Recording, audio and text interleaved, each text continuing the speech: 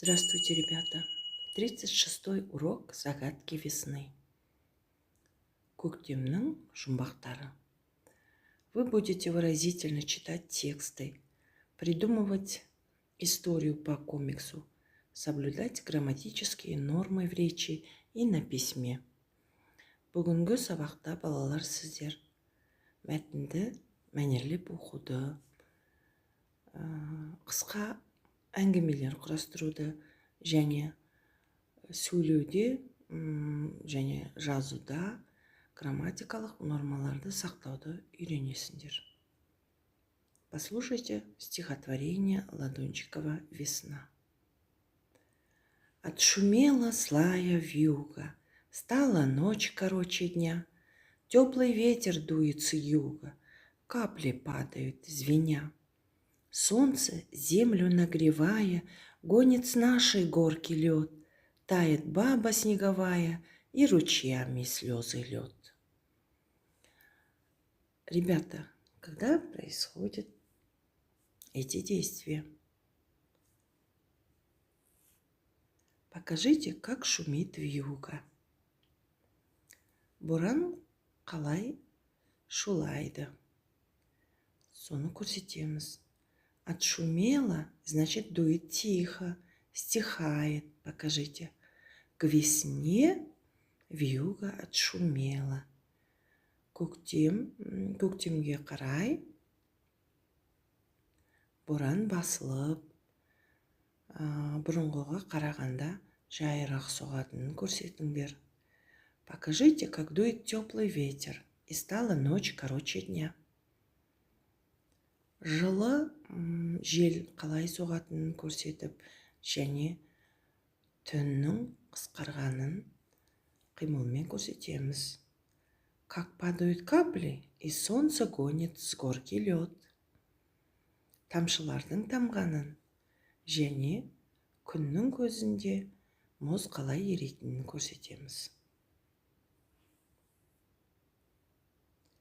Прочитайте текст с картинками.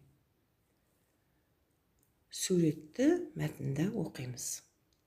Наступила весна, көктем келді. Просыпается природа, табиғат оянды. На деревьях появляются новые листочки. Ағаштарда жаңа жапырақтар пайда бола бастады. Прилетели перелетные птицы. Құстар ұшып келе бастады. Они строят себе гнездо. Олар өздеріне ұя жасады. Появилась первая трава, а с ней и первые весенние цветочки. Алғашқы шөп пайда бола бастады. Ал олармен бірге алғашқы көктемгі гүлдер шықты. Мы называем их подснежниками. Біз оларды бәйшешек деп атаймыз. Помогли ли картинки тебе понять смысл текста? Суреттер мәтіннің мағынасын түсінуге көмектесті ме? Выпиши название цветов из текста.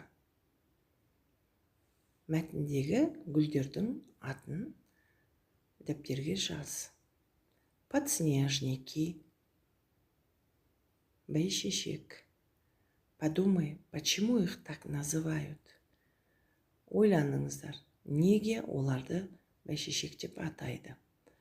Подснежники, само название говорит этих цветов, они появляются под снегом, да, еще растут под снегом. И появляются из-под снега. Это первые вестники весны. Олар бәйшешектер көктемнің жаршысы.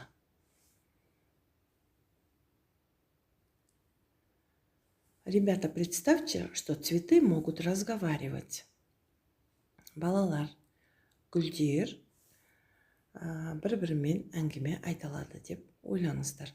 О чем они могут шептаться? Олар не туралы сыбырласуы мүмкін? Составьте диалог двух подснежников. Обыграй его соседом по парте. Екі бәйшешектің әңгімесін құрастыр. Және оны партадағы көршіңмен бірге Айтып көр. Просыпайся, сказал подснежник. Весна? Удивился подснежник. Чувствуешь тепло? Спросил подснежник. Да, согласился его сосед.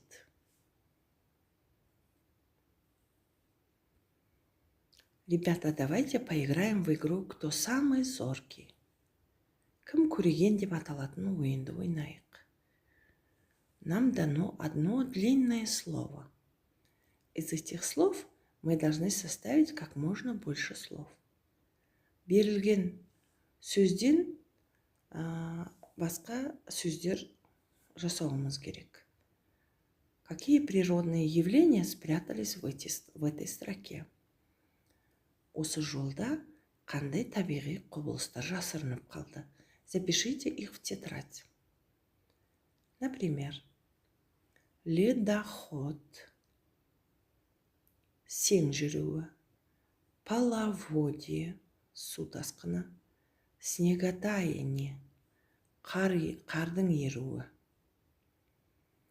Выучите наизусть стихотворение Нищевой «Ледоход». Ледоход, лед идет, вышел на берег народ. Смотрит, как река играет, лед кусочки разбивает. На реке треск и гром, это значит ледолом. На реке лед идет, это значит ледоход. Ребята, когда же происходит это природное явление ледоход? Сең жүруі қашан басталады, балдар? Жылдың қай мезгілінде? Да, замерзшая река, когда весной потеплеет, трескается лед и начинается ледоход.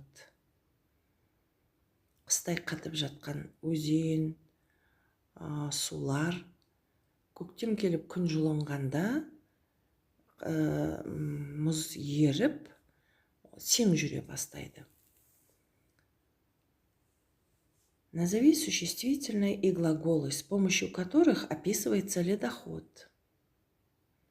Лед идет, река играет, лед кусочки разбивает, треск и гром, ледолом.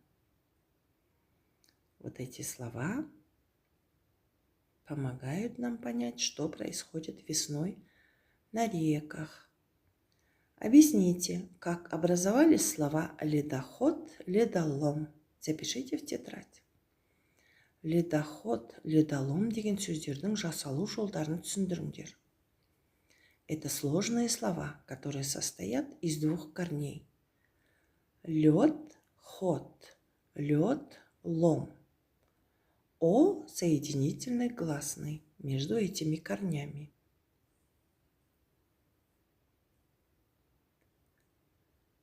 Ответьте правильно на вопросы. Кому ты подарил рисунки о весне?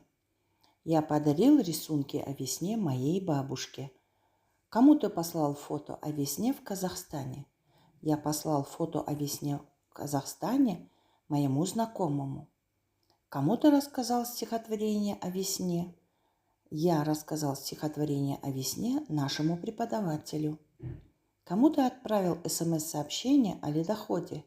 Я отправил СМС-сообщение о ледоходе моим друзьям. В 7-м упражнении придумайте 3-4 предложения по картинке к комиксу. Суретке қарап, 3-4 сөйлем құрастыр. Марат, тепло одевшись, вышел на улицу. Как обычно, он хотел прокатиться на санках с горки. Когда вышел, он увидел, что снег растаял и потекли ручьи. «Весна пришла, кричит ему ворона. До свидания, ребята, до следующих встреч.